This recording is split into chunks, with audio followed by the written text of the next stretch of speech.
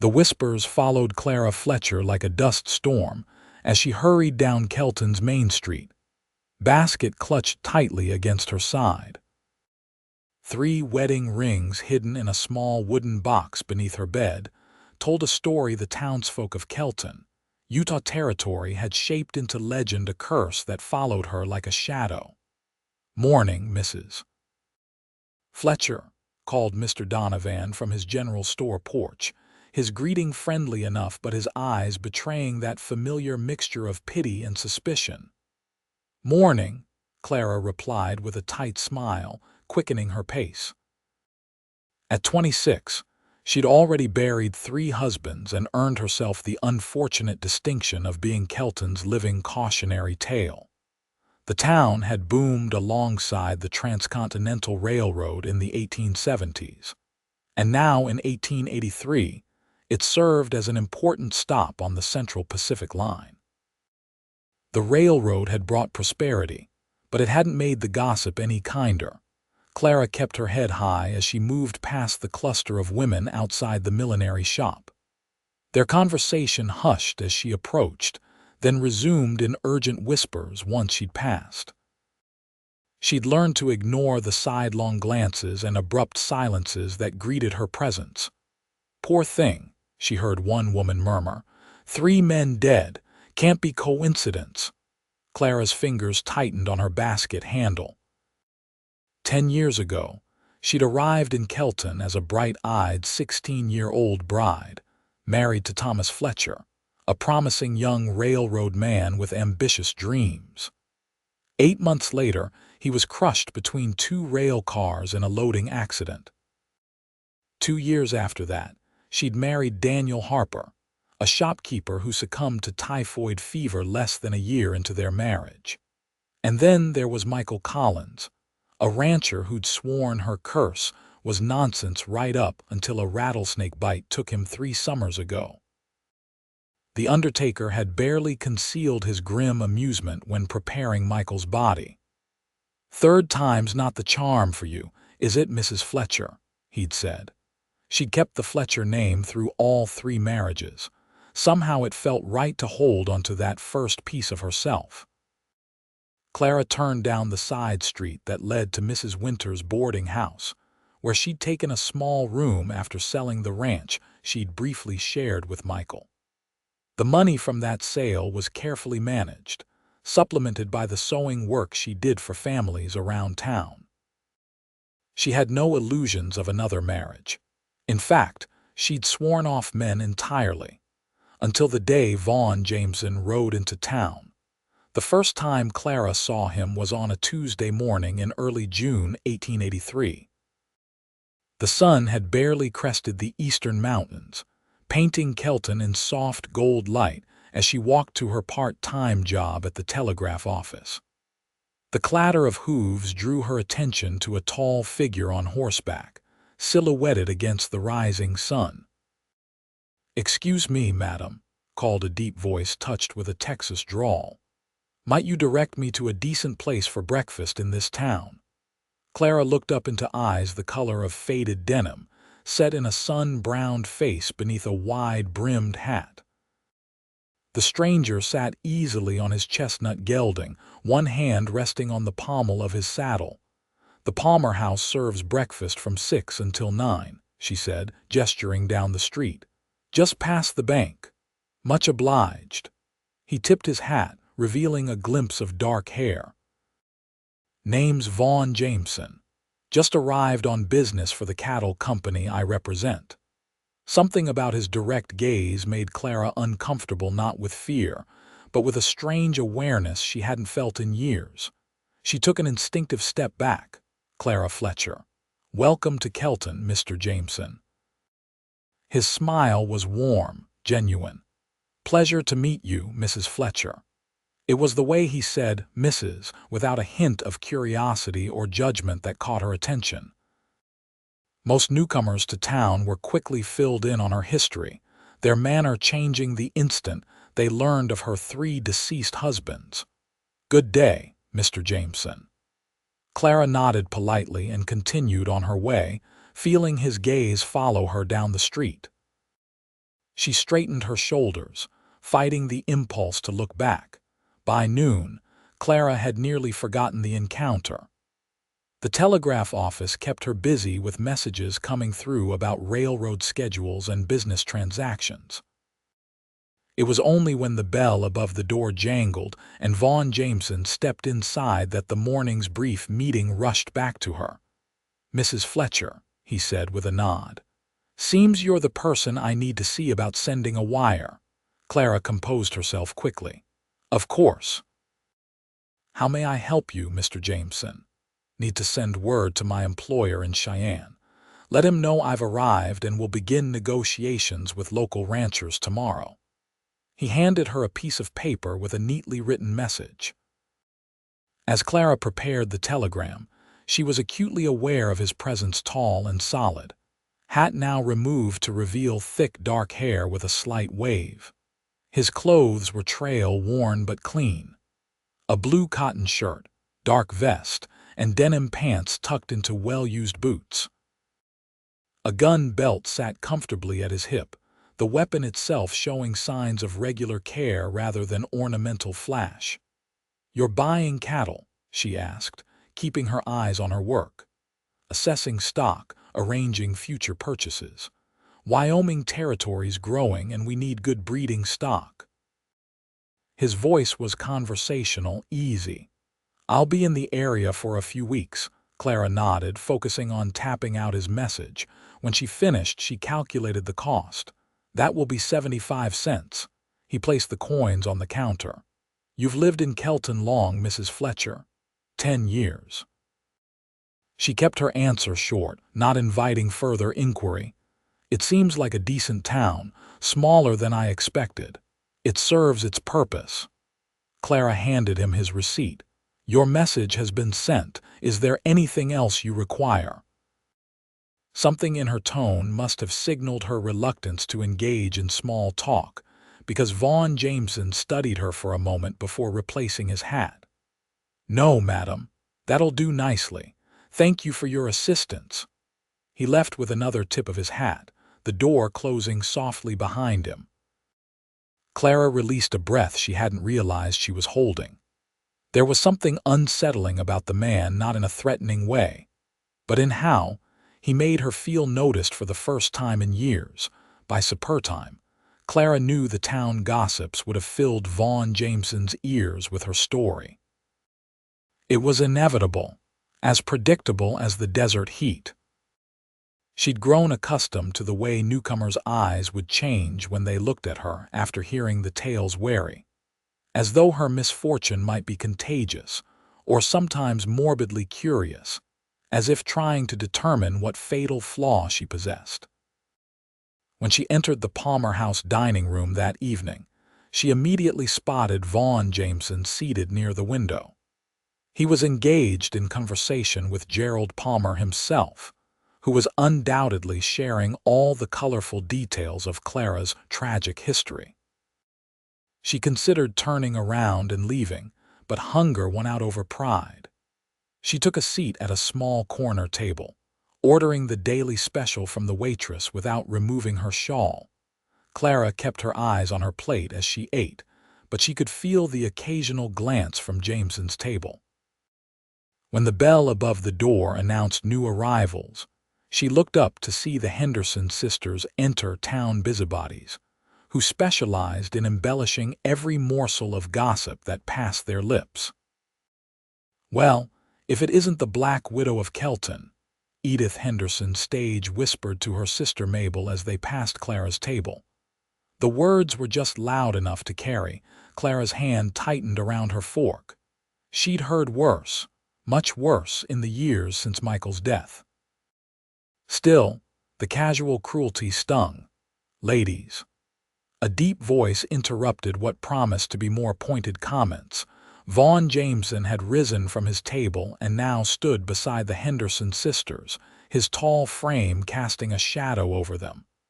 "I don't believe we've been introduced." Vaughn Jameson, representing the Laramie Basin Cattle Company.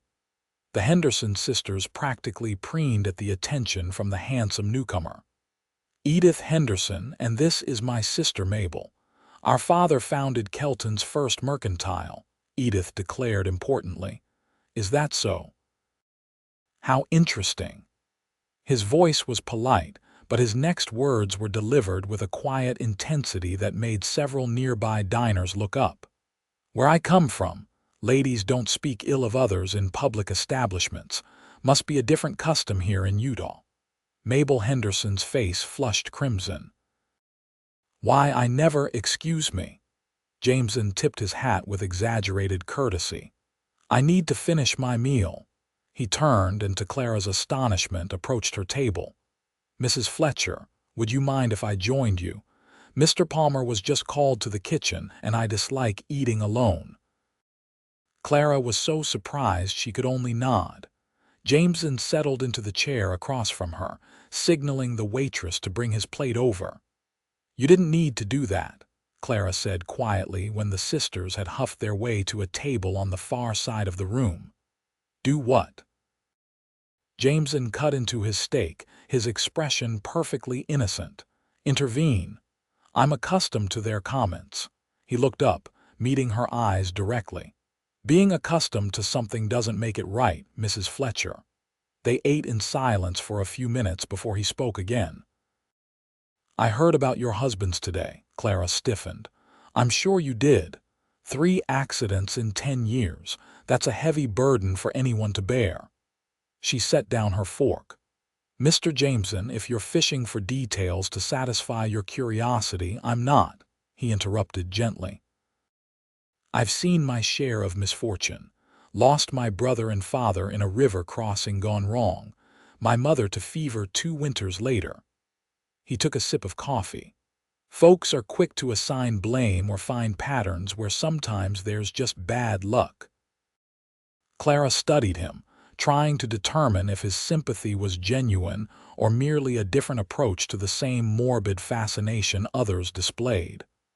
The town has decided I'm cursed. It makes for better gossip than simple misfortune. And what do you think? His question was direct, his gaze steady. I think. Clara paused, realizing no one had asked for her perspective in years. I think life is unpredictable and often cruel, Mr. Jameson, and people prefer simple explanations for tragedy. He nodded slowly. That's been my experience as well. He finished his coffee and stood. Thank you for the company, Mrs. Fletcher. I hope you'll forgive my intrusion. Before Clara could respond, he placed money on the table for his meal and departed with a respectful nod. She watched him go, a strange confusion settling in her chest. Vaughn Jameson hadn't looked at her with pity or suspicion. Instead, he'd looked at her as though she were simply a woman who'd endured more than her fair share of hardship. It was unsettling, this feeling of being seen as something other than Kelton's living legend. The following days brought an unexpected shift in Clara's routine. Each morning on her way to the telegraph office, she encountered Vaughn Jameson, either heading to breakfast or departing for meetings with local ranchers. Their exchanges were brief but polite, a tipped hat, a good morning, Mrs. Fletcher, a passing comment about the weather. By the end of his first week in town, Clara realized something had changed. When she entered rooms, conversations no longer stopped abruptly. The whispers followed her less frequently. Even the Henderson sisters limited themselves to tight-lipped nods when they crossed her path. She couldn't understand it until Mrs. Winters, her landlady, enlightened her over tea one evening.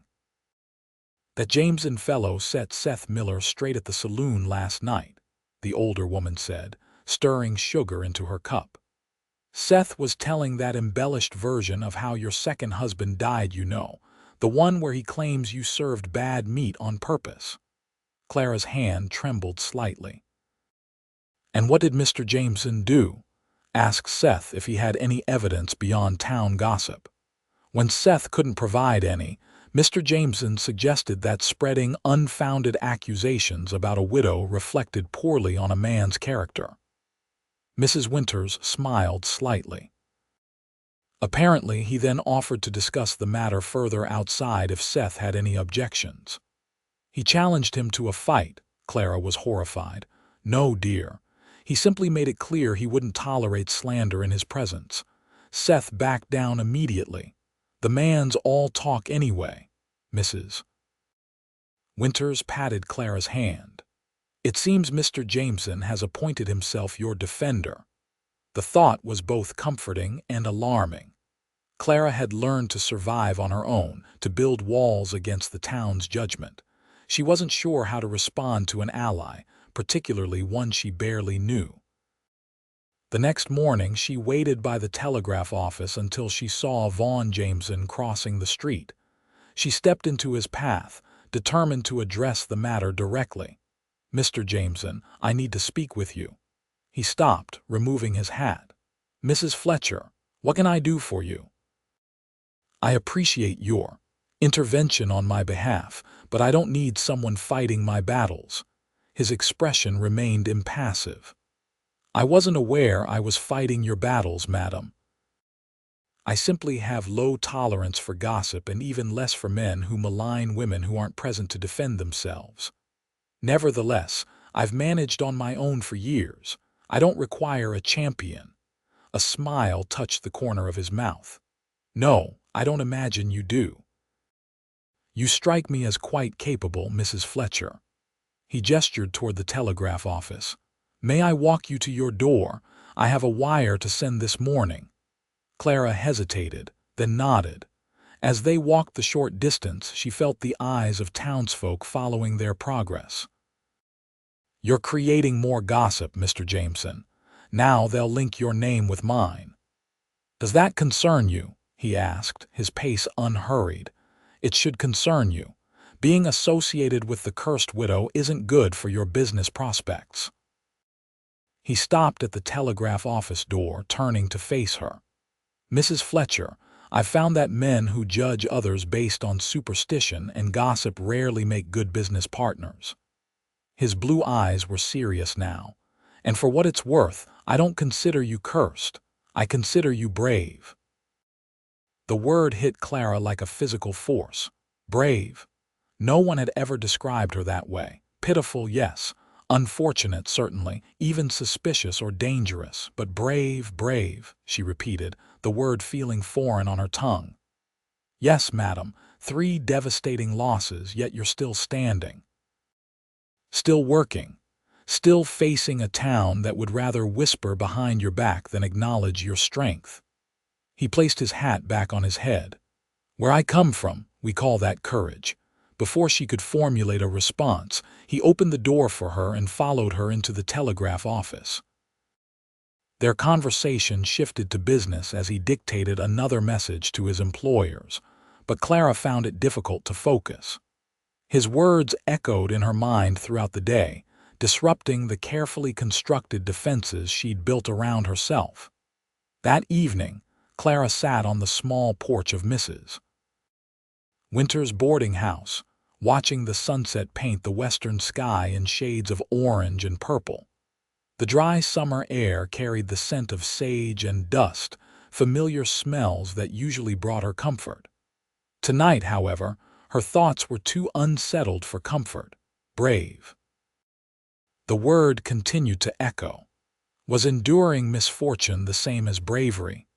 She'd never thought of herself that way. Survival had been her only goal after each loss, putting one foot in front of the other, earning enough to eat, finding shelter, avoiding pity. There had been days, especially after Michael's death, when simply rising from bed had required every ounce of her will. The sound of approaching footsteps interrupted her thoughts. She looked up to see Vaughn Jameson, his tall figure silhouetted against the deepening twilight. Evening, Mrs. Fletcher. He removed his hat. Hope I'm not disturbing you, Mr. Jameson. She nodded, not rising from her chair. What brings you by? I'm headed to the Palmer house for supper and thought you might like to join me. At her surprised expression, he added quickly, just as friends sharing a meal. Nothing improper intended. Clara hesitated. Dining alone with a man would certainly set tongues wagging again, especially after the recent lull in gossip. On the other hand, eating alone in her room held little appeal. "Thank you, Mr. Jameson, but I've already arranged for a tray here." He nodded, accepting her refusal without question. "Another time, perhaps." He started to turn away, then paused. "I'll be riding out to the Peterson Ranch tomorrow. They have some promising stock I want to evaluate." "It's about an hour's ride. The countryside is beautiful this time of year." Clara raised an eyebrow. "Are you inviting me to accompany you, Mr. Jameson?" "I am. Purely as a guide, of course. Being new to the area, I could use someone familiar with the terrain." "And you think I'm familiar with the local ranches? Your third husband was a rancher, wasn't he?" The question was direct but not unkind. Clara nodded slowly. "Yes, we had a small spread north of town." "Then you'd know the land better than I would." He replaced his hat. "Think about it. I'll be leaving at 7 tomorrow morning if you decide to join me." After he'd gone, Clara remained on the porch, watching the first stars appear in the darkening sky. The invitation was unexpected and likely unwise to accept. Yet something about Vaughn Jameson's straightforward manner appealed to her. He didn't tiptoe around her past or pretend her husbands hadn't existed. Nor did he seem morbidly fascinated by their deaths. Mrs. Winters came out to collect her empty teacup. "That was Mr. Jameson I saw leaving, wasn't it?" "Yes. He invited me to ride with him to the Peterson Ranch tomorrow." The older woman's eyebrows rose. "Are you going?" "I shouldn't." "That's not what I asked, dear."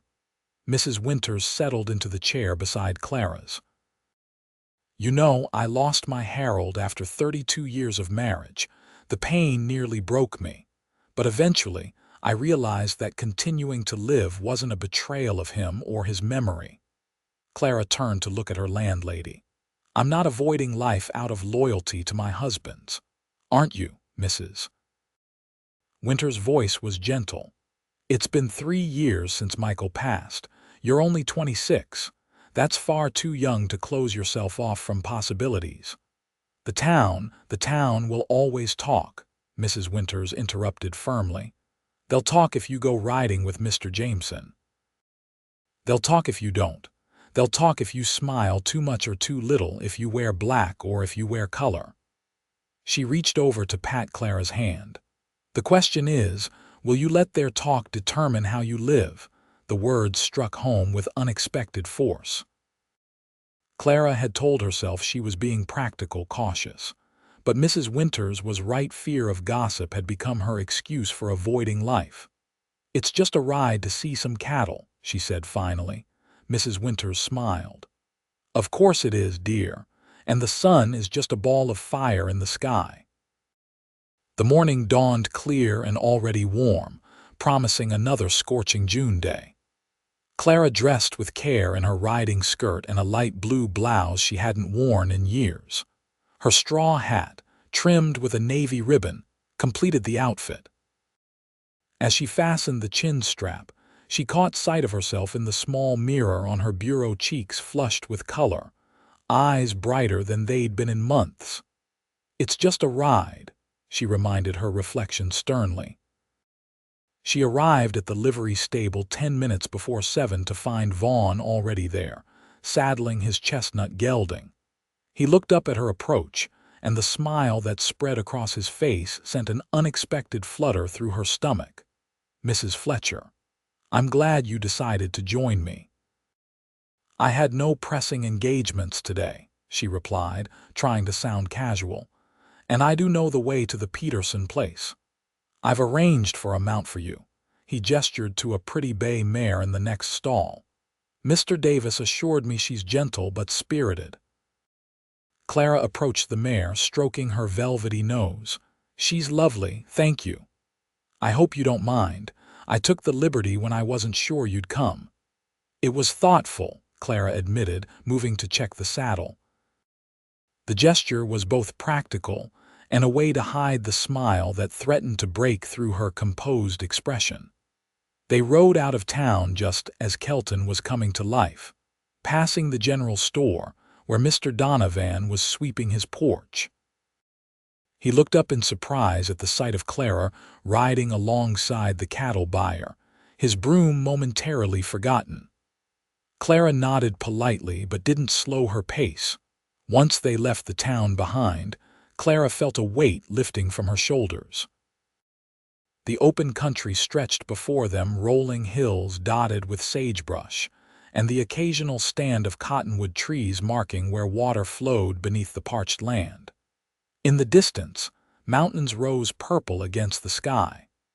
"It's beautiful country," Vaughn observed, riding easily beside her. "Different from Texas, but it has its own charm." "You're from Texas originally?" Clara asked. "Born and raised near San Antonio. Left when I was 17 to find my fortune," he chuckled. "Still looking for that part, but the journey's been interesting. What brought you to the cattle business?" "Natural progression. Started as a ranch hand, worked my way up to foreman. The owner of the company I represent now took notice of my way with stock and offered me this position 3 years ago." He glanced at her. "What about you? How did you come to Kelton?" Clara hesitated, then decided there was no point avoiding the topic. "I came as a bride. My first husband, Thomas Fletcher, worked for the railroad. We met in Denver when I was 16. The memories were distant now, softened by time. He was 24, full of dreams about building a life in the West. We'd been married less than a year when he died." Vaughn nodded, his expression somber. "I'm sorry. It was a long time ago." Clara guided her mare around a patch of prickly pear cactus. "Life rarely follows the path we imagine for ourselves." "That's certainly true." He adjusted his hat against the rising sun. "May I ask about your other husbands? Only if you're comfortable sharing, of course." No one in Kelton ever asked permission to discuss her past. They simply talked about her as if her tragedies were public property. His consideration was unexpected and oddly touching. "Daniel was a shopkeeper. Quiet kind. We married 2 years after Thomas died. He caught typhoid during an outbreak that took 6 people in town." She kept her voice steady, reciting facts rather than dwelling on emotions. "Michael was different, a rancher with a temper to match his red hair. He made me laugh, though. He died from a rattlesnake bite while mending fences." "3 very different men," Vaughn observed. Clara smiled faintly. "Yes. The town thinks that's suspicious, that I couldn't possibly have loved them all. People are complex. So is love." He looked at her directly. "I don't find it strange at all." They rode in companionable silence for a while, the rhythmic sound of hooves on packed earth creating a soothing backdrop. Clara found herself studying Vaughn's profile when he looked ahead, the straight nose, the set of his jaw, the way the corners of his eyes crinkled slightly in the sunlight. "What made you decide to remain in Kelton?" he asked eventually. "After so much loss there, I mean." It was a question Clara had asked herself many times. "Initially, I stayed because I had nowhere else to go. Later, I suppose I stayed out of stubbornness. Leaving would have felt like admitting the gossips had won." "Understandable," he nodded. "Though it takes considerable strength to face their judgment day after day." "Or foolishness," Clara added with a wry smile. "I've found there's often a thin line between the two." Vaughn pointed ahead. "Is that the Peterson place?" Clara followed his gesture to where a modest ranch house and several outbuildings came into view in the distance. "Yes, Peterson runs about 200 head of cattle. His stock has a good reputation." As they approached the ranch, Clara fell silent. She hadn't visited another ranch since selling Michael's property, and the familiar sights and smells, cattle in the distance, the earthy scent of the corral, smoke rising from the chimney brought a wave of memories. Not all of them painful, she realized with surprise. John Peterson greeted them in the yard, his weathered face breaking into a smile at the sight of Clara. "Mrs. Fletcher, been a while since we've seen you out this way." He extended a hand to help her dismount, then turned to Vaughn. "You must be Jameson. Heard you were looking at stock." "That's right. Appreciate you taking the time to show me your herd." Peterson's eyes moved between them with undisguised curiosity. "Happy to oblige. Didn't expect you'd be bringing Mrs. Fletcher along." "Mrs. Fletcher was kind enough to act as my guide," Vaughn explained smoothly. "The territory is still new to me." Clara was grateful for the simple explanation that required no further clarification about their relationship. "How is Mrs. Peterson?" she asked, changing the subject. "Fighting with her garden as usual," Peterson chuckled. "This drought's making it a losing battle, but you know Martha. Stubborn as they come." The men's conversation turned to cattle as Peterson led them toward the corral where he'd gathered some of his prime stock. Clara followed a few steps behind, content to listen. Vaughn clearly knew his business, asking knowledgeable questions about bloodlines and feed conversion. Martha Peterson emerged from the house as they were examining a particularly impressive bull, inviting them in for coffee and pie. Clara helped her carry the tray to the porch, where they could enjoy the slight breeze while the men finished their business discussion. "It's good to see you out and about, Clara," Martha said as they settled into rocking chairs. "And in such handsome company." Clara felt her cheeks warm. "Mr. Jameson simply needed directions. Martha's knowing smile said she didn't believe that for a moment. "Well, he seems like a fine man, not afraid to look you in the eye when he talks to you. That says something about character." "He's only passing through on business," Clara pointed out, keeping her voice low as the men approached the porch. "So were all my children before they were born," Martha replied with a wink. "Doesn't mean they didn't change my life." The Petersons' warmth made the visit extend longer than planned. By the time Clara and Vaughn departed, the sun had passed its zenith and was beginning its western descent. They rode at a leisurely pace, taking a slightly different route that Vaughn suggested might offer better views. "You have a good eye for cattle," Clara commented as they rode side by side. Peterson was impressed. "I should hope so after 12 years in the business." Vaughn adjusted his hat against the sun. "Your knowledge surprised me, though." "You spoke up about that heifer's bloodlines with real authority," Clara smiled. "Michael taught me a lot about cattle breeding. He believed women should understand the business side of ranching as well as the household management." Her smile faded slightly. "He was progressive in that way, if not in others." Vaughn nodded, sensing the complexity behind her words. "Sounds like each of your husbands contributed something valuable to your life." "Yes," she said softly, realizing the truth of it. "They did." They crested a small rise, and Vaughn reined his horse to a stop, gesturing at the panoramic view before them, the valley spreading out toward Kelton, mountains rising in the distance, the land painted in hues of gold, russet, and sage beneath the afternoon sun.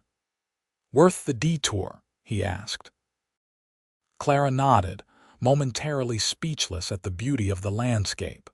She'd lived in this country for a decade but rarely took time to truly see it anymore. "Sometimes I forget to look," she admitted, "to really see what's around me."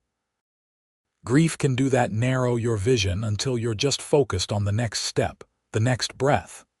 His voice was quiet, tinged with what sounded like personal understanding. "You've known loss too," Clara said, not a question but a recognition. "Yes."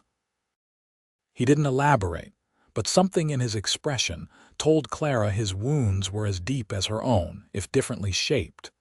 They dismounted to rest the horses, finding a patch of shade beneath a lone cottonwood tree. Vaughn produced a canteen and offered it to Clara first. The water was still cool, a blessed relief against the heat of the day. Thank you for accompanying me today, Mrs. Fletcher. He leaned against the tree trunk, his posture relaxed yet somehow still respectful of her space. Your knowledge was invaluable.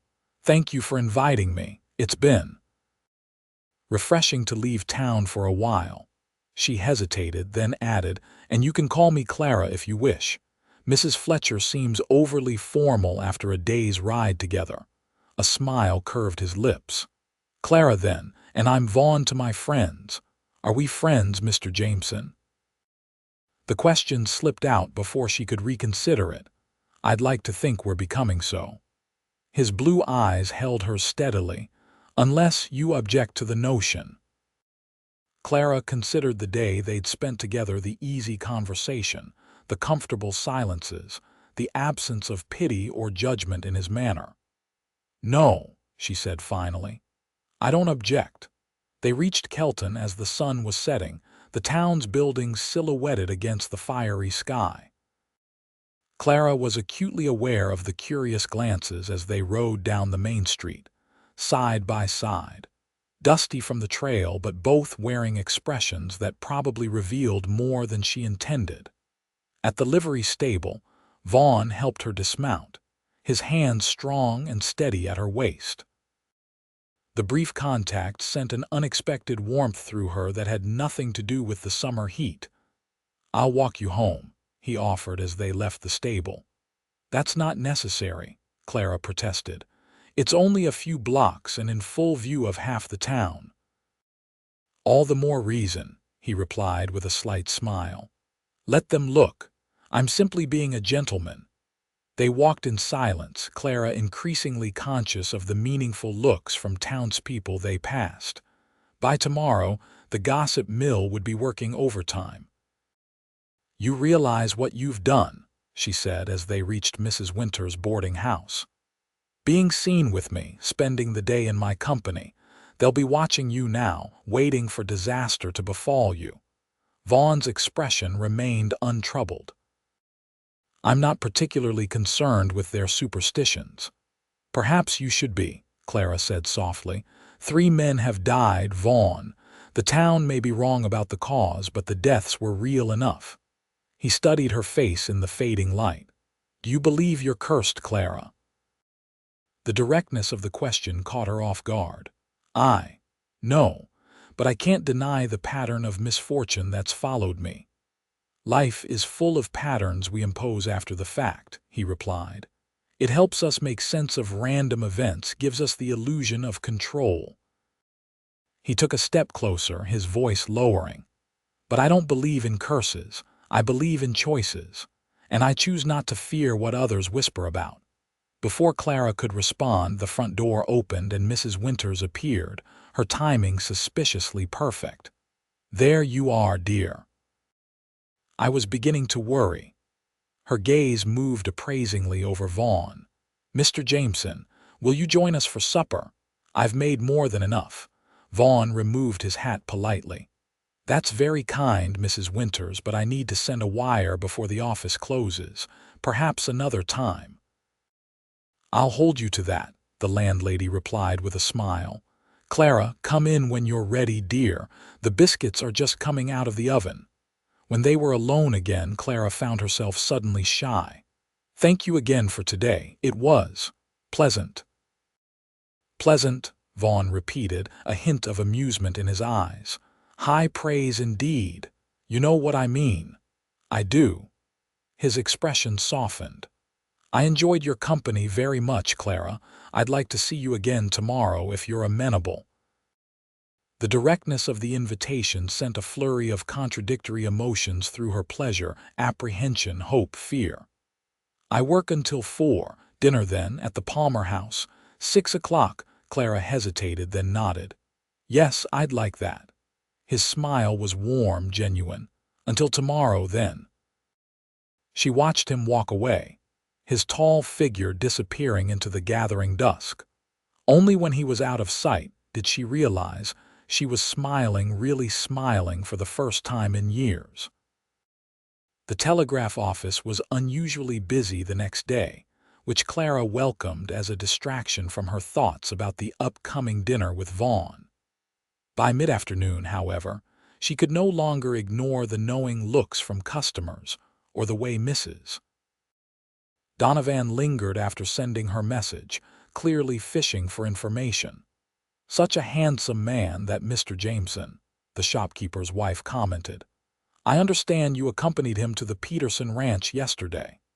"I did," Clara replied, keeping her tone neutral as she calculated Mrs. Donovan's charges. Mr. Jameson needed guidance to locate several ranches he plans to visit. "How helpful of you." Mrs. Donovan's smile didn't reach her eyes. "I do hope you're being careful, dear. For his sake, of course." The implication stung, despite Clara's determination not to let such comments affect her.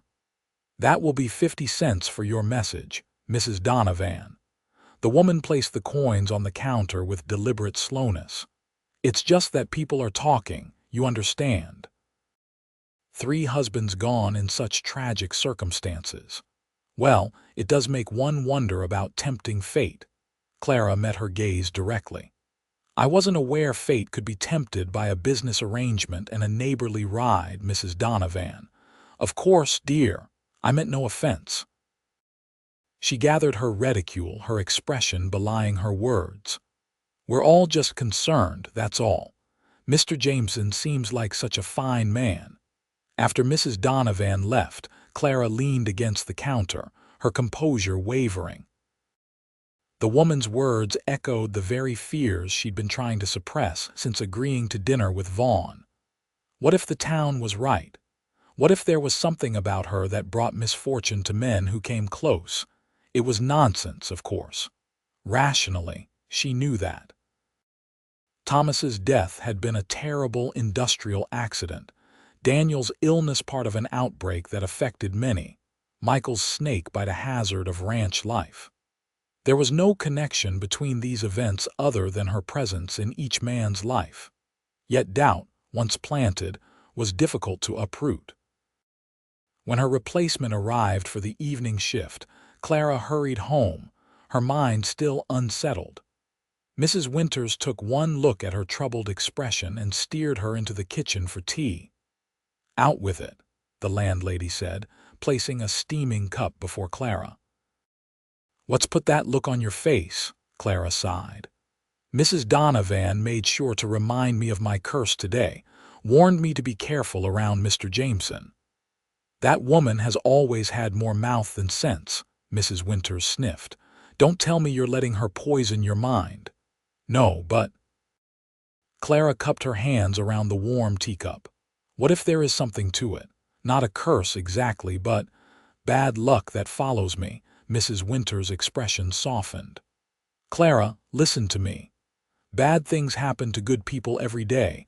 It's the nature of life in this harsh country. The fact that you've endured more than your share doesn't make you dangerous, it makes you a survivor." "Vaughn called me brave," Clara said softly. "Smart man." Mrs. Winters nodded approvingly. "Now, are you going to let Vera Donovan's spiteful words keep you from enjoying dinner with a gentleman who clearly admires you?" Put that way, the choice seemed clear. Clara straightened her shoulders. "No, I'm not." "Good girl. Now let's see about making you presentable.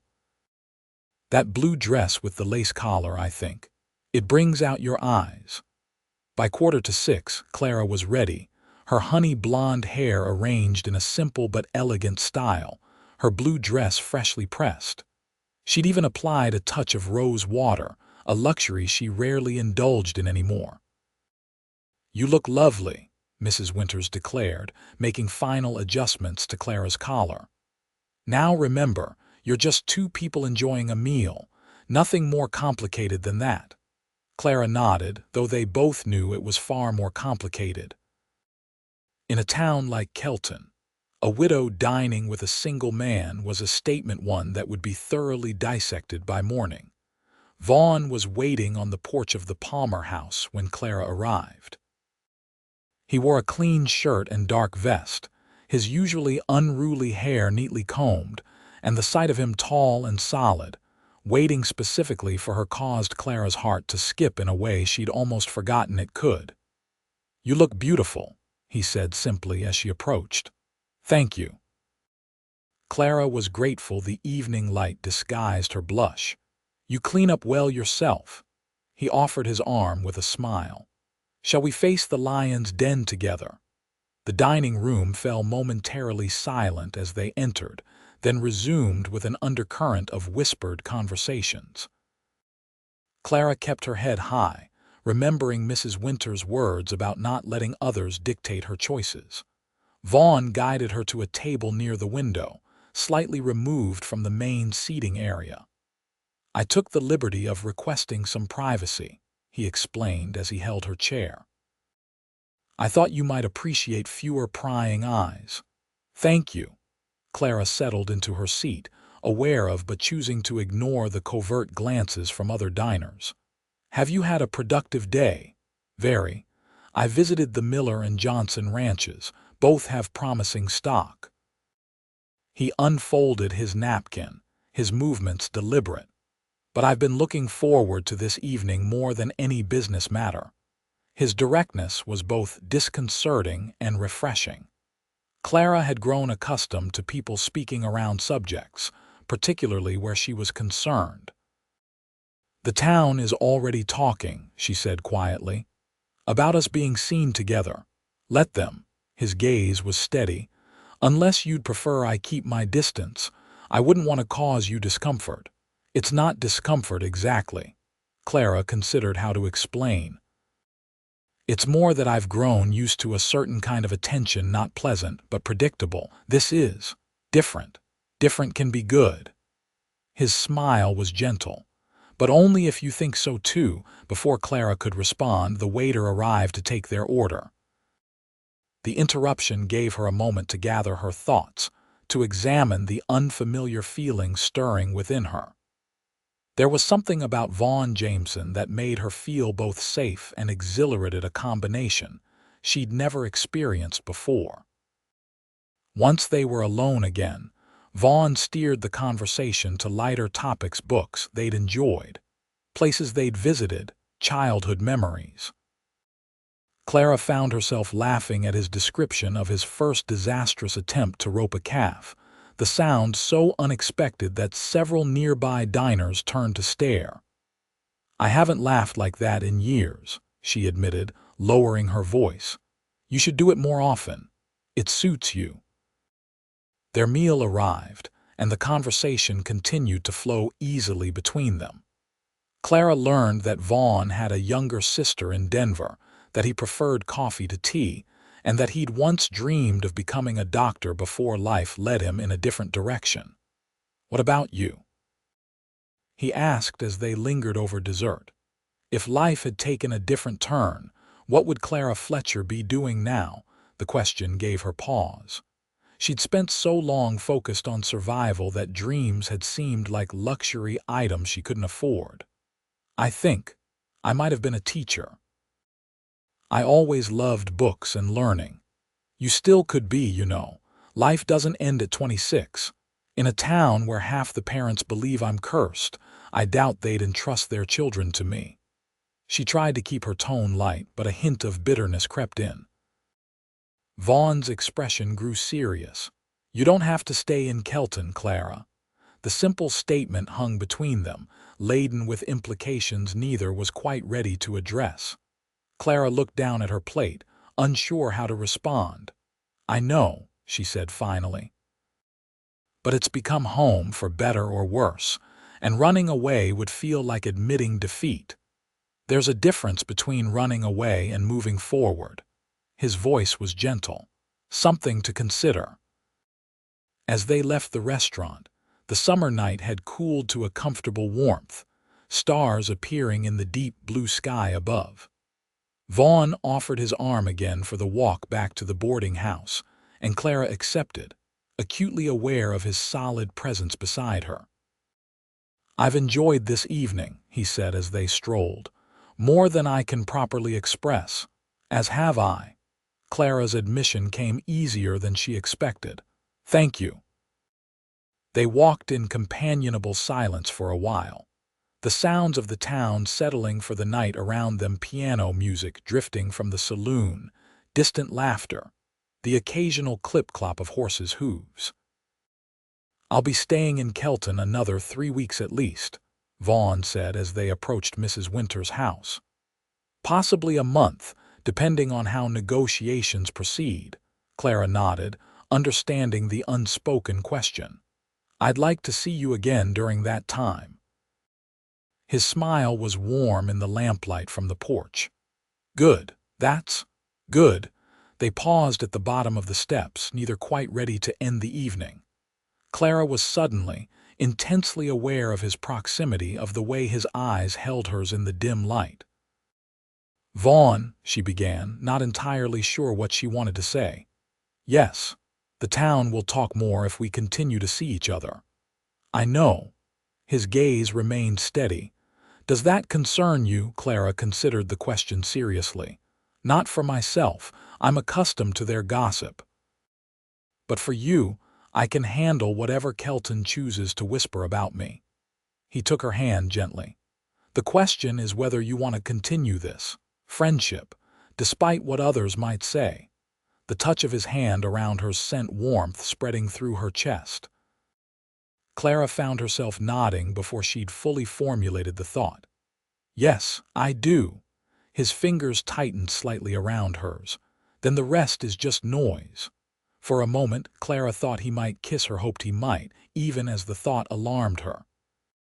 Instead, he raised her hand to his lips, pressing a gentle kiss to her knuckles before releasing her.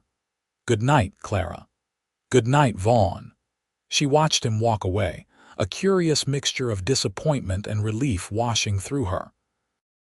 It had been so long since she'd felt anything like attraction or desire that the sensations were almost foreign, like words in a language she'd once known, but had nearly forgotten.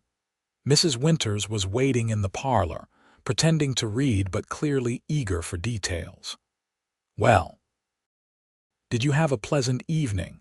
"Yes," Clara replied, unable to keep the smile from her face. "Very pleasant." "I thought as much," the landlady said with satisfaction. "That man looks at you like you're a cool drink of water after a long drought." "Mrs. Winters," Clara felt her cheeks flush. "Oh, don't play coy with me, child. I may be old, but I remember what it's like to have a man's eyes follow you across a room." She set her book aside. "The question is, what are you going to do about it?" Clara sank into an armchair, suddenly weary with the weight of decisions and possibilities. "I don't know. He'll be leaving in a few weeks, and even if he weren't, there's still the matter of my history." "You mean your curse?" Mrs. Winters snorted. "Nonsense, and you know it. 3 husbands, all dead before their time. You can't deny it's an unusual pattern." "Life in the West is harsh, Clara.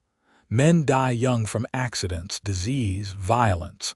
It's unfortunate you've experienced more than your share of loss, but that doesn't make you cursed." The older woman leaned forward, her expression earnest. "Don't let fear of what might happen prevent you from living now." Clara thought of Vaughn's words about choices versus curses, about moving forward rather than running away. "I'm not sure I remember how to live without fear," she admitted softly. Mrs. Winters' face softened. "Then perhaps it's time to learn again." The following weeks brought a gradual but undeniable shift in Clara's life. Vaughn became a regular presence, escorting her to and from work, joining her for meals, accompanying her on Sunday walks. They rode together to nearby ranches when his business required it, and Clara found herself rediscovering the countryside she'd once loved, but had stopped truly seeing. The town's reaction evolved from shocked whispers to resigned acceptance. Some, like the Henderson sisters, maintained that Clara was leading another man to his doom. Others, particularly those who had dealings with Vaughn, began to question the cursed narrative they'd accepted for so long. After all, the cattle buyer was prospering in his business, showing no signs of imminent demise despite spending considerable time in Clara's company. Mrs. Winters observed it all with quiet satisfaction, particularly the gradual reawakening she saw in her tenant, the way Clara began wearing colors again, the return of laughter to her voice, the lightness in her step that had been absent for years. For Clara, the transformation was both exhilarating and terrifying. She found herself thinking of Vaughn at odd moments throughout the day, remembering the sound of his laugh, the way his eyes crinkled at the corners when he smiled, the gentle strength in his hands when he helped her onto her horse. These thoughts were accompanied by an awareness that his time in Kelton was limited, that whatever was growing between them existed under the shadow of his eventual departure. On a warm Sunday afternoon in late June, 3 weeks after their first dinner together, they rode to a small lake north of town. The spot was secluded, surrounded by cottonwood trees that offered shade from the relentless summer sun. They spread a blanket near the water's edge and unpacked the picnic Mrs. Winters had prepared for them. "It's beautiful here," Vaughn said, leaning back on his elbows after they'd eaten. "Peaceful," Clara nodded, watching dragonflies skim across the water's surface. "Michael used to bring me here sometimes. Said it was the only place he could hear himself think." She'd begun speaking of her husbands more freely with Vaughn, finding that sharing memories eased rather than increased the ache of their loss. He listened without judgment, occasionally asking questions that showed genuine interest in the men who had shaped her life. "He sounds like a thoughtful man beneath the temper you mentioned." He was. Clara smiled at the memory. "Complicated like most people. He could curse a blue streak when a steer broke through fencing, then recite poetry by firelight the same evening." Vaughn sat up, brushing crumbs from his shirt. "I received a wire yesterday from my employer." The sudden change of subject caught Clara off guard. "Oh. They're pleased with the contracts I've secured here, want me to wrap up business within the week and return to Cheyenne." Clara felt her heart sink even as she tried to maintain a neutral expression. "That's good news for your company. You've worked hard." "Yes." He looked out over the water, his profile strong against the backdrop of trees. "I've asked for an extension. Another 2 weeks." Hope fluttered in her chest. "Did they grant it?" "They did." He turned to face her fully. "I told them I had personal matters to settle." The implication hung between them, heavy with possibility. Clara found herself unable to meet his gaze, instead focusing on a wildflower near the edge of their blanket. "What personal matters would those be?" she asked softly. Vaughn moved closer, taking her hand in his. "Clara, I think you know I've come to care for you deeply." The simple declaration sent her heart racing. She looked up to find his blue eyes watching her with an intensity that made her breath catch. "I care for you too, Vaughn, but you're afraid," he finished gently. "Of what the town will say, of your past, of tempting fate." She nodded, tears threatening despite her best efforts. "3 times I've watched men I loved die. I couldn't bear." Her voice broke. "Listen to me." Vaughn's hand tightened around hers. "I don't believe in curses, but I do believe in choices. And I choose you, Clara Fletcher. Whatever risks that might entail." A tear escaped, trailing down her cheek. "You say that now, but if something happened, something could happen regardless." He reached up to brush away her tear. "I could be thrown from my horse tomorrow, whether I'm with you or 1,000 miles away. Life offers no guarantees, Clara, only possibilities."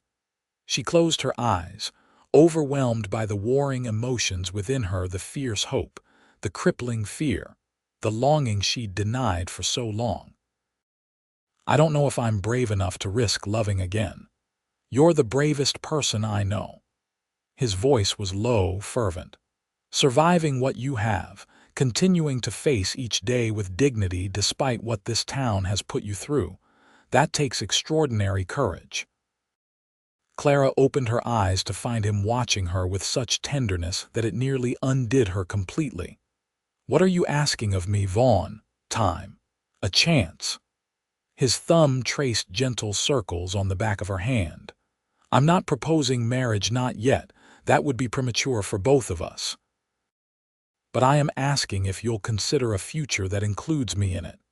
You live in Cheyenne, she pointed out, practical concerns momentarily overriding emotional ones. For now, but the company is expanding. They've been considering opening an office in this region. A smile touched his lips. I could make a compelling case for basing that office in or near Kelton. You would consider moving here, despite everything. I would consider building a life wherever you are, Clara. The simplicity of his statement took her breath away. Whether that's here or elsewhere. Clara looked out across the lake, trying to imagine what such a future might look like, one where fear didn't dictate her choices, where hope was permitted to flourish. It seemed almost too precious, too fragile to contemplate. I'm afraid to hope, she whispered. Vaughn's hand moved to cup her cheek, gently turning her face toward his. Then let me hope for both of us, at least for now. The tenderness in his expression undid the last of her resistance.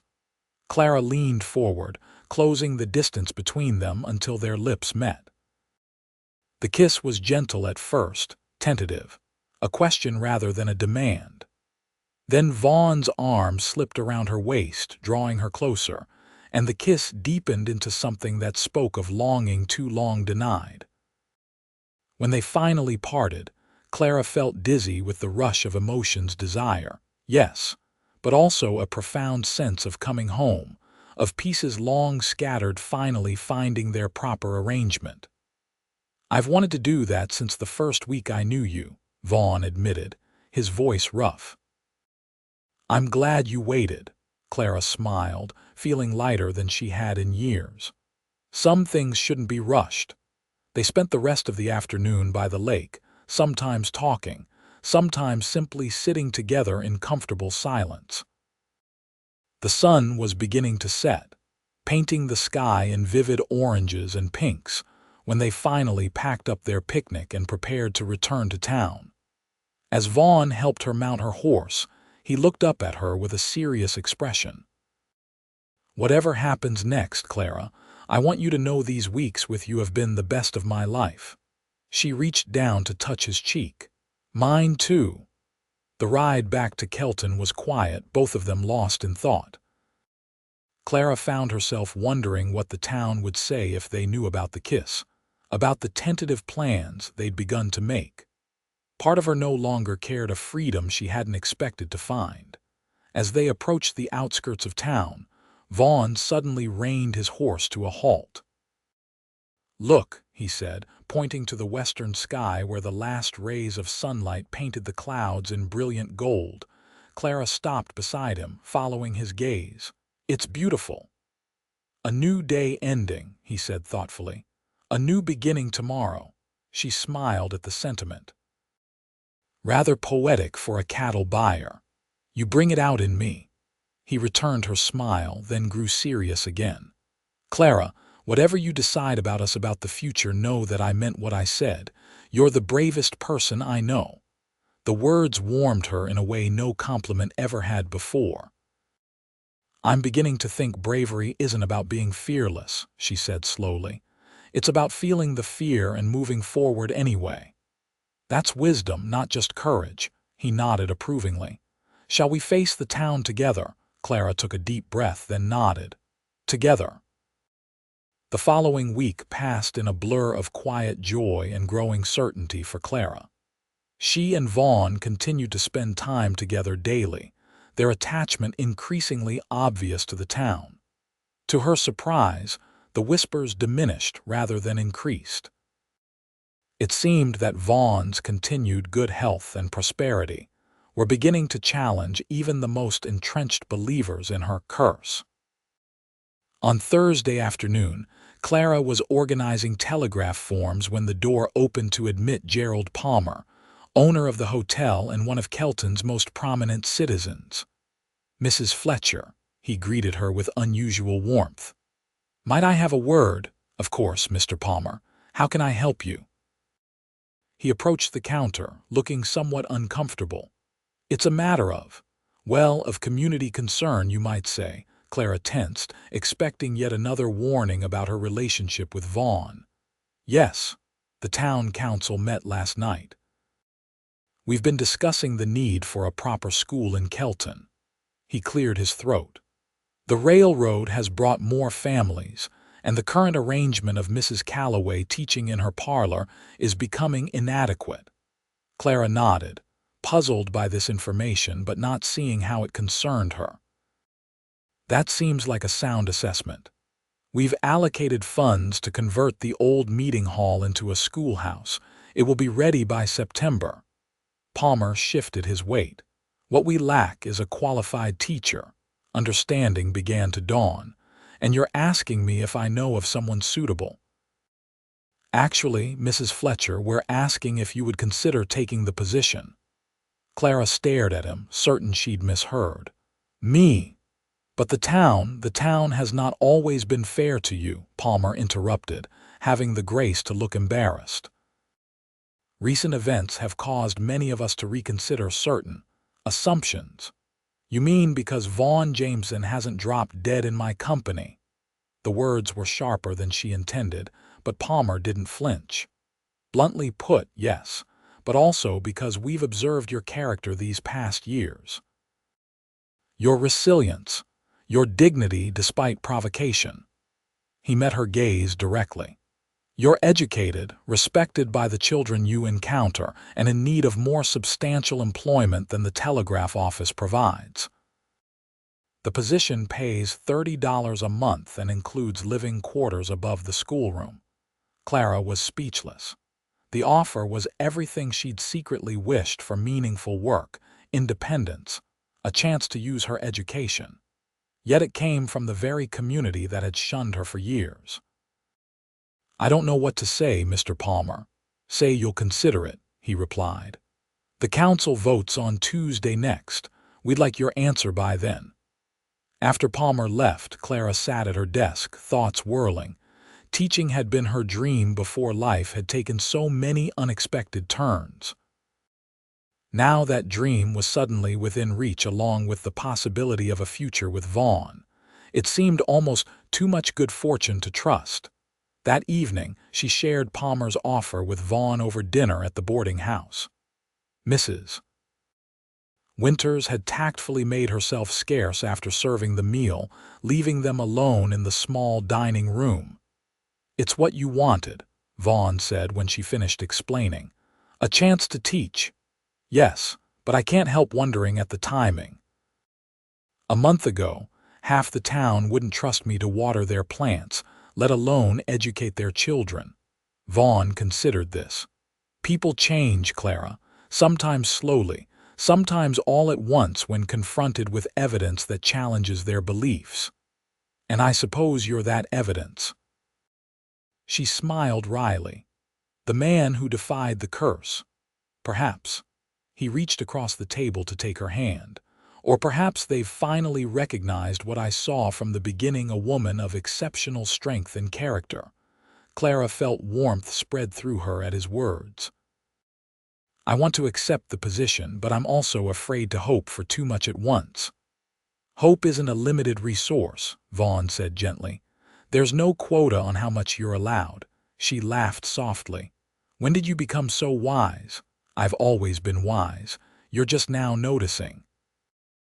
His teasing smile faded into seriousness. "Clara, I received another wire today. The company has approved opening a regional office. They've left the location to my discretion." Her heart quickened. And I've decided to base it here in Kelton, provided certain conditions are met." His thumb traced patterns on her palm. "The most important being that you agree to marry me." The proposal, though not entirely unexpected after their recent conversations, still took her breath away. Clara stared at him, searching his face for any sign of doubt or reservation. She found only certainty and love. "Vaughn, are you sure? The town's opinion may be shifting, but the fact remains that 3 men have died after marrying me. I couldn't bear it if we have 50 years together or 5, I want them with you, he interrupted, his voice firm. I've never been more certain of anything in my life. Clara felt tears welling in her eyes. I never thought I'd find this again. Happiness. Hope. Is that a yes? His expression was so earnest, so full of love that it made her heart ache with joy. Yes. The word came easily, naturally, as if it had been waiting all along to be spoken. Yes, I'll marry you. Vaughn's smile was radiant as he rose from his chair, pulling her gently to her feet and into his arms. His kiss was tender at first, then deepened with promise, sealing their commitment to each other. I love you, Clara Fletcher, he murmured against her lips. And I love you, Vaughn Jameson. The words, so long unspoken, felt like a healing balm on wounds she'd carried for years. The news of their engagement spread through Kelton with remarkable speed, eliciting reactions that ranged from genuine congratulations to dire predictions. Clara accepted both with equanimity, her newfound happiness providing a shield against the lingering whispers. On Tuesday, she formally accepted the teaching position, and plans for the school moved forward rapidly. By the end of July, renovation of the old meeting hall was well underway. Clara threw herself into preparations, developing lessons, ordering books, and working with the town council on the school's requirements. Vaughn, meanwhile, secured a small office on Main Street and a modest house on the outskirts of town. The Laramie Basin Cattle Company's new regional headquarters would officially open in September, coinciding with the start of the school term. They set their wedding date for mid-August, giving them time to establish their new home before their respective professional duties began in earnest. Mrs. Winters insisted on hosting the ceremony in her garden, which bloomed with late summer flowers despite the arid climate. "Third time's the charm for you, my dear," the older woman said as she helped Clara dress on the morning of the wedding. "Though I suppose it would be fourth time in your case." Clara smiled, smoothing the fabric of her pale blue wedding dress, not white, which seemed inappropriate given her history, but a color that spoke of new beginnings. "I never thought I'd stand before a preacher again. Life has a way of surprising us." Mrs. Winters adjusted the small wreath of white flowers in Clara's hair. "Vaughn is a good man, steady, the kind who makes his own luck rather than waiting for fortune to favor him." "Yes, he is." Clara turned to hug her landlady, who had become more family than friend over the years. "Thank you for everything, Mrs. Winters, for believing in me when others didn't. Oh, child." The older woman's eyes glistened with unshed tears. "You've brought as much to my life as I've given to yours. This old house was so empty before you came." A knock at the door interrupted their emotional moment. "Mrs. Winters, Clara, it's nearly time." Vaughn's voice came through the wood, warm and eager. "No seeing the bride before the ceremony," Mrs. Winters called back, quickly dabbing at her eyes. "It's bad luck." There was a moment of silence, then Vaughn's amused voice. "I think we've established that we make our own luck, ladies." Clara and Mrs. Winters exchanged glances, then burst into laughter, a bright, cleansing sound that seemed to wash away the last shadows of the past. The ceremony was small but well attended. To Clara's surprise, many townspeople had asked permission to witness the union, their presence a tentative olive branch after years of ostracism. John and Martha Peterson came from their ranch, bringing a handmade quilt as a wedding gift. Even Vera Donovan attended, though she sat in the back row and maintained a slightly skeptical expression throughout. When Clara walked through the garden to where Vaughn waited beside the preacher, she felt a profound sense of rightness, of pieces long scattered finally coming together. Vaughn's face as he watched her approach held such love, such certainty, that the last of her doubts melted away. "Dearly beloved," the preacher began, his voice carrying clearly in the hushed garden. "We are gathered here today to join this man and this woman in holy matrimony." Clara listened to the familiar words with new ears, understanding now what had been missing in her previous marriages, not love, for she had loved each of her husbands in different ways, but the deep certainty, the bone-deep recognition of having found one's true match. When the time came to speak their vows, Vaughn's voice was steady and sure. "I, Vaughn Jameson, take thee, Clara Elizabeth Fletcher, to be my lawfully wedded wife. To have and to hold from this day forward, for better, for worse, for richer, for poorer, in sickness and in health, to love and to cherish, till death do us part." Clara's voice trembled slightly as she repeated the words, but grew stronger with each promise made. When they exchanged rings, a simple gold band for her, matching the one she placed on his finger, she felt not the weight of the past, but the lightness of the future stretching before them. "I now pronounce you husband and wife," the preacher declared. "You may kiss the bride." Vaughn's hands were gentle as he cradled her face, his kiss a promise sealed before witnesses. The small gathering erupted in applause, Mrs. Winter's voice rising above the others in joyful approval. The celebration that followed was modest but joyful. Tables had been set up in Mrs. Winter's garden, laden with food contributed by various townspeople. Clara found herself surrounded by well-wishers, many of whom had avoided her for years. "Mrs. Jameson," Gerald Palmer approached with his wife beside him. "Congratulations. We're pleased to welcome you both to Kelton's community properly." Clara accepted his handshake with grace, noting the irony but choosing not to comment on it. "Thank you, Mr. Palmer. I look forward to opening the school next month." As the afternoon progressed, Clara found moments to observe Vaughn as he moved among their guests, confident, friendly, but always with an awareness of where she was, his eyes finding hers across the garden as if drawn by an invisible thread.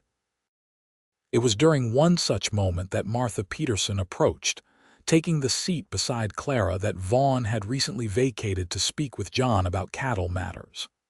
"He's a fine man," Martha said, following Clara's gaze to where Vaughn stood talking animatedly. "Reminds me of my John when he was younger, steady, sure of himself but not prideful." "Yes, he is," Clara smiled at the older woman. "Thank you for coming today, Martha. It means a great deal." Martha patted her hand. "I always thought the town treated you poorly." "3 tragedies don't make a curse, just a woman who's endured more than her share of sorrow." She nodded toward Vaughn. "He sees your strength. That's rare in a man." "Yes, it is." Clara watched as Vaughn threw his head back in laughter at something John said. "He calls me brave." "Smart man," Martha echoed Mrs. Winter's earlier assessment. "Brave is exactly what you are." As the celebration wound down and guests began to depart, Vaughn made his way back to Clara's side, slipping an arm around her waist. "Ready to see our home, Mrs. Jameson?" The name still felt new, unfamiliar but welcome. "Yes, I think I am." They said their goodbyes, Clara embracing Mrs. Winters with special warmth. "I'll visit soon," she promised the older woman. "You'd better. That house will seem even emptier now." Mrs. Winters squeezed her hands. "Be happy, my dear. You've earned it." Vaughn had arranged for a buggy to take them to their new home on the outskirts of town, a modest but well-built house with a wide porch and a view of the distant mountains. As they approached, Clara saw smoke rising from the chimney. "I asked Mrs. Peterson to come ahead and ready the house," Vaughn explained as he helped her down from the buggy. "So it would be warm and welcoming for you." The thoughtfulness of the gesture brought tears to Clara's eyes. "Thank you." He lifted her easily into his arms to carry her across the threshold, setting her gently on her feet in the front hall. "Welcome home, Clara." The house was simply but comfortably furnished, with sturdy pieces Vaughn had purchased from local craftsmen. A fire burned cheerfully in the stone fireplace, and the kitchen table held a basket of fresh bread, preserves, and a bottle of wine, another gift from the Petersons. "It's perfect," Clara said, moving through the rooms with growing delight. The sitting room held bookshelves already stocked with volumes, some of which she recognized from her own small collection that had been moved from Mrs. Winter's house. The kitchen was well equipped, with a modern stove and ample storage. Upstairs, the main bedroom featured a large window overlooking the prairie, where wildflowers still bloomed despite the summer heat. A quilt that Clara recognized as Mrs. Winter's work covered the bed. "You truly like it?" Vaughn asked, watching her explore. "We can change anything that doesn't suit you." Clara turned to him, her heart so full she could barely speak. "It's everything I could have hoped for, a true home." He crossed to her, taking her hands in his. "You're what makes it a home, Clara. You're my home now." The kiss they shared held all the promise of their future, tender yet passionate, a beginning rather than an ending. Later, as they lay together in the quiet of their bedroom, Clara traced the line of Vaughn's jaw with gentle fingers. "I never thought I'd find this again," she admitted softly. "Not just love, but peace." He captured her hand, bringing it to his lips. "You deserve both and more, so do you." She settled against his chest, listening to the steady beat of his heart. "Thank you for seeing me when others wouldn't, for believing in me when I'd stopped believing in myself."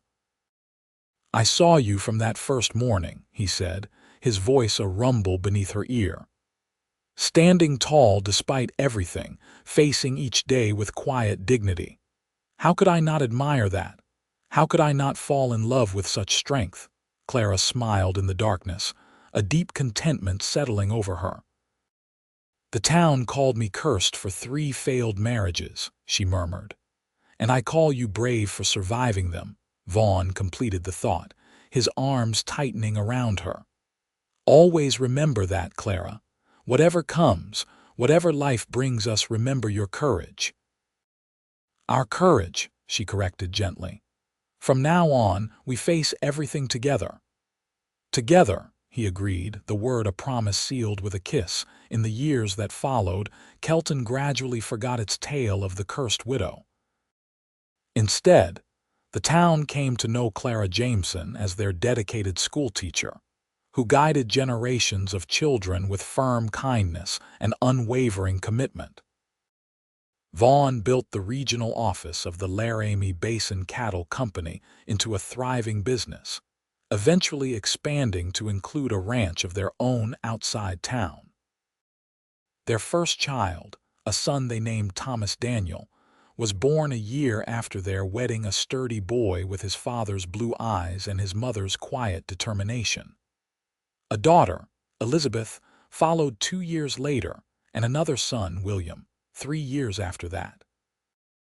Life brought its share of challenges, drought years that tested the ranch's survival, a fever that nearly claimed Elizabeth at age 4, the economic uncertainties that affected the entire region. Through it all, Clara and Vaughn faced each difficulty together, their bond strengthening with each obstacle overcome. On their 10th wedding anniversary, Vaughn presented Clara with a locket containing miniature portraits of their children. "For the bravest woman I know," the inscription read. Clara wore it every day thereafter, a tangible reminder not of loss, but of all she had gained. The whispers of curses faded into distant memory, replaced by the living testament of a love that defied superstition and fear. In time, younger residents of Kelton expressed surprise when old-timers occasionally referenced the Black Widow, who had once been shunned by the town, Mrs. Jameson. They would ask incredulously, unable to reconcile the respected teacher and beloved wife and mother with such a dark legend. "People believe what comforts them," Clara would say when rare mentions of those days reached her ears. Sometimes it's easier to blame misfortune on curses than to accept that life can be cruel without reason. On summer evenings, Clara and Vaughn often sat on their porch, watching their children play in the yard as the sun set behind the distant mountains. In those quiet moments, with Vaughn's hand warm around hers, Clara would reflect on the journey that had brought her here from a 16-year-old bride full of dreams, through heartbreak and loss, to this hard-won happiness. "What are you thinking about?" Vaughn would sometimes ask, catching her contemplative expression. "About how bravery isn't the absence of fear," she would reply. "It's continuing forward despite it." And he would nod, understanding as he always did, and draw her closer as the stars appeared one by one in the vast western sky, each one a testimony to light that persists even in darkness.